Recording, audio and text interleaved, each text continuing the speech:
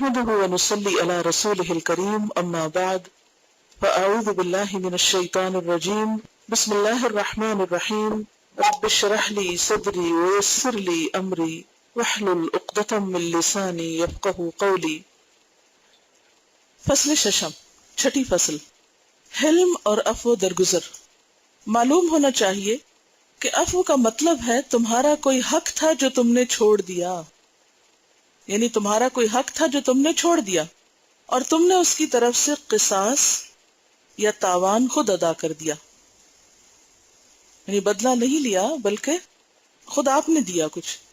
اور یہ خلق ہے جو بردباری اور غصہ پی جانے کے علاوہ ہے، یعنی ایک تو ہے غصہ پی جانا اور تحمل اختیار کرنا، اور پھر یہ ایک تیسری چیز ہے، اور وہ کیا ہے؟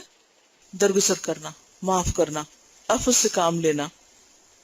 اللہ تعالیٰ نے فرمایا وَالْعَافِينَ عَنِ النَّاسِ، اور لوگوں کو معاف کر دینے والے، اور فرمایا فَمَنْ عَفَا وَأَصْلَحَ فَأَجْرُهُ عَلَى اللَّهِ، جو آدمی معاف کر دے اور درستی کرے یعنی اصلاح کر لے تو اس کا اجر اللہ کے ذمے ہے۔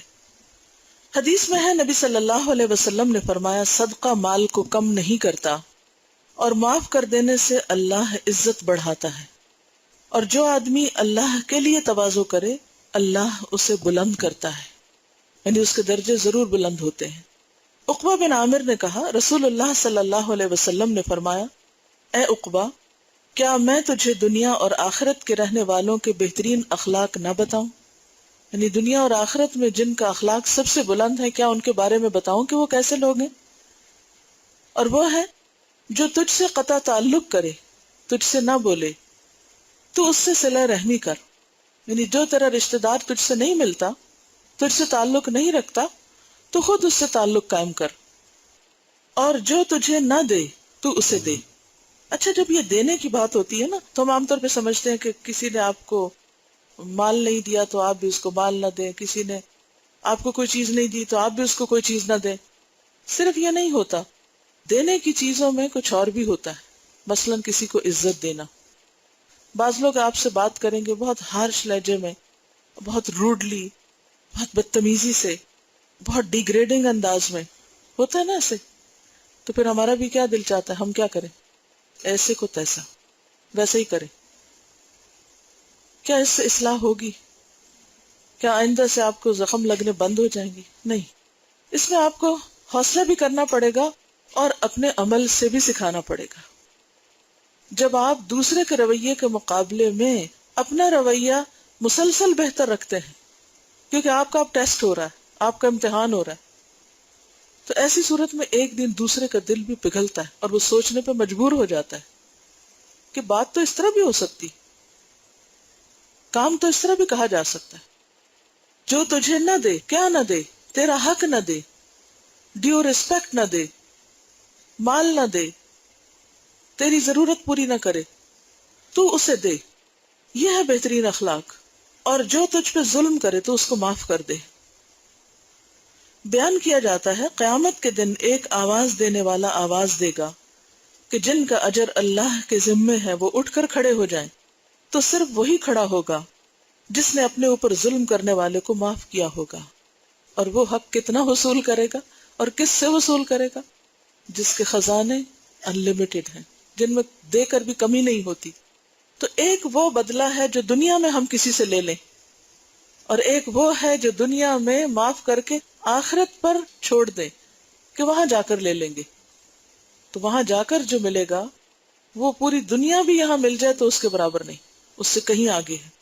حضرت انس رضی اللہ عنہ سے روایت ہے کہ رسول اللہ صلی اللہ علیہ وسلم نے فرمایا اللہ تعالیٰ خود بھی نرم ہے اور نرمی کو پسند کرتے ہیں، اور نرمی پر اللہ تعالیٰ وہ کچھ دے دیتے ہیں جو سختی پر نہیں دیتے۔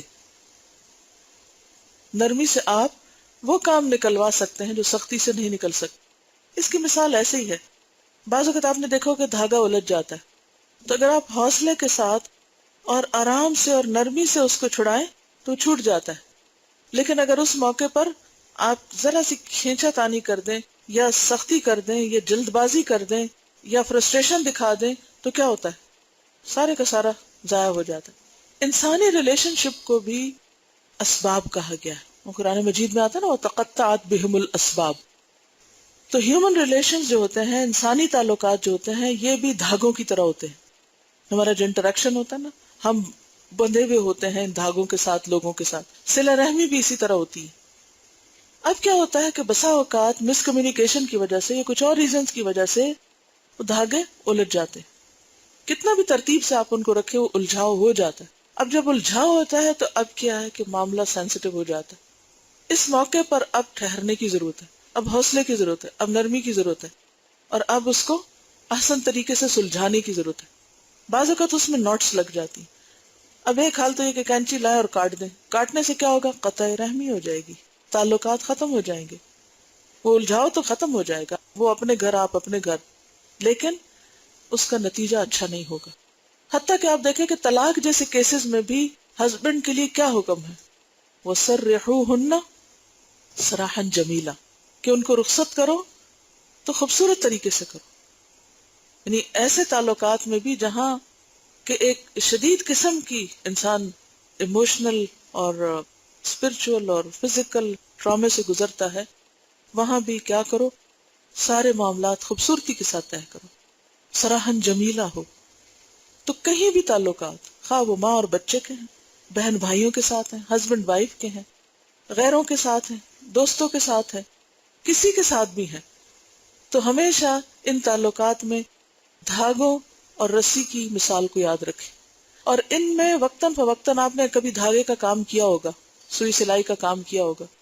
اچھا بھلا دھاگا بھی ذرا سا لمبا ہو جائے تو الجھ جاتا ہے، چھوٹا ہو تو مسئلہ کرتا ہے.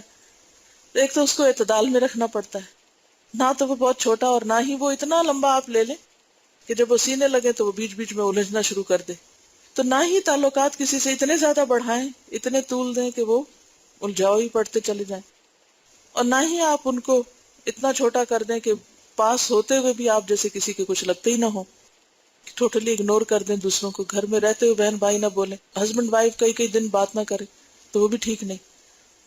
تو اعتدال کیا ہے کہ تعلقات میں بھی اعتدال ہو، اور الجھاؤ ہر صورت میں ہوگا، چھوٹا ہوگا یا بڑا، لیکن الجھاؤ ہوگا. تو الجھاؤ میں سنبھل کے، تحمل سے، نرمی سے اور فراست اور بصیرت سے معاملہ کیا جائے کہ جس سے وہ دھاگے بچ جائیں، وہ تعلقات نہ ٹوٹیں، نہ ختم ہوں. امیر معاویہ کی ایک بات کر رہی ہیں کہ وہ کہتے ہیں کہ میں اپنی رعیت یعنی رعایا کے ساتھ، کیونکہ امیر المومنین تھے تو وہ رعایا کے ساتھ ان کا تعلق کیا تھا، کہتے ہیں کہ میں اس کو رسی سے تشبیہ دیتا ہوں کہ جب وہ کھینچتے ہیں تو میں تھوڑی ڈھیلی چھوڑ دیتا ہوں، اور اسی طرح جب ان کی طرف سے ڈھیلی ہوتی تھوڑی میں کھینچ لیتا ہوں.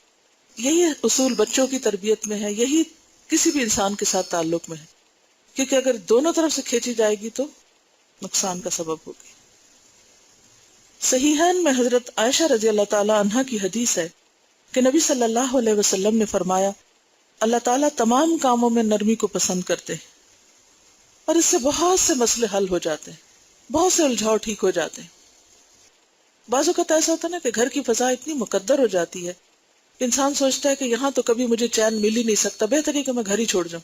کئی لوگ ایسے سوچتے ہیں، اس نہج پہ سوچنے لگتے ہیں، لیکن وہ روٹ کاز نہیں دیکھتے کہ وجہ کیا ہے، کیوں ایسے ہو رہا ہے، کیوں اتنی زیادہ بدگمانیاں اور کیوں اتنی زیادہ بدمزگی اور بد اخلاقی اور ایک دوسرے کے ساتھ دلوں کی تنگی.